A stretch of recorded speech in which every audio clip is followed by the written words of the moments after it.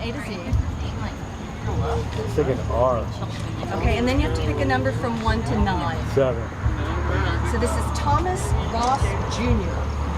from Spoon River Anthology by Edgar Lee Masters. Picked randomly by the passerby, who is now the listener. Thomas Ross Jr.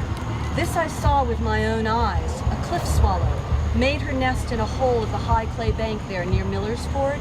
But no sooner were the young hatched than a snake crawled up to the nest to devour the brood. Then the mother swallow with swift flutterings and shrill cries fought at the snake, blinding him with a beat of her wings, until he, wriggling and rearing his head, fell backward down the bank into Spoon River and was drowned. Scarcely an hour passed until a shrike impaled the mother swallow on the thorns. As for myself, I overcame my lower nature, only to be destroyed by my brother's ambition. Wow, that's beautiful. That was Thomas Ross Jr. And they're linked too. As you read through them, there'll be relatives in the same cemetery, and they'll have different things to say about That's them. cool. Thank you. That's an exciting project. The first time the ball came down court, he took me inside, got the ball, and dumped backwards.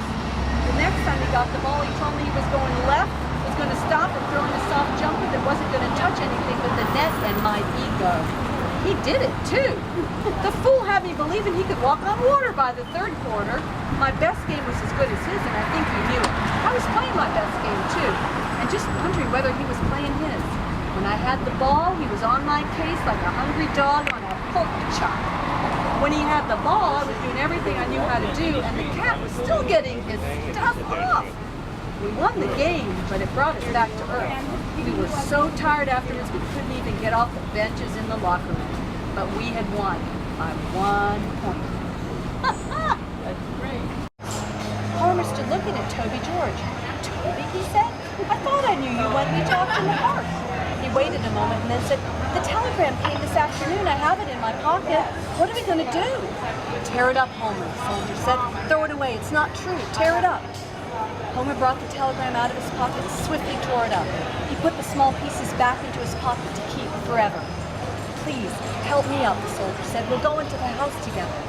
Homer Macaulay leaned down to Toby George, the orphan who had come home at last, and the soldier took the messenger by the shoulders and slowly got to his feet. Now Homer lifted his voice. There was no sadness in his words, in his way of saying them. Ma, he said, Bess, Mary, play some music. The soldiers come home. Welcome him. The music began. Let me stand here a moment and listen, the soldier said. Homer Macaulay and Toby George listened to the music, each of them smiling, the soldier with a tender painfulness, and the messenger with a kind of happiness he could not yet understand.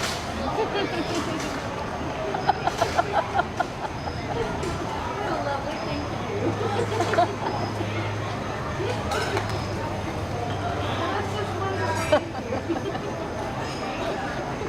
Why don't people do this all the time?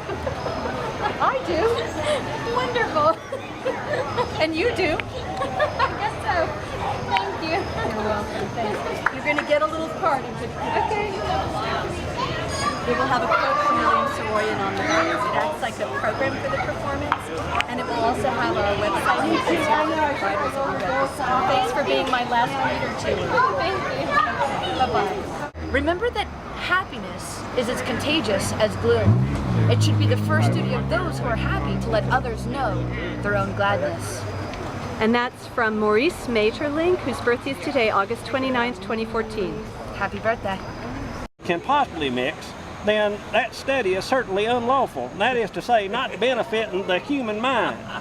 Now, if this rule was always observed, if no man allowed any pursuit whatsoever to interfere with the tranquility of his domestic affections, why Greece had not been enslaved, Caesar would not have spared his country.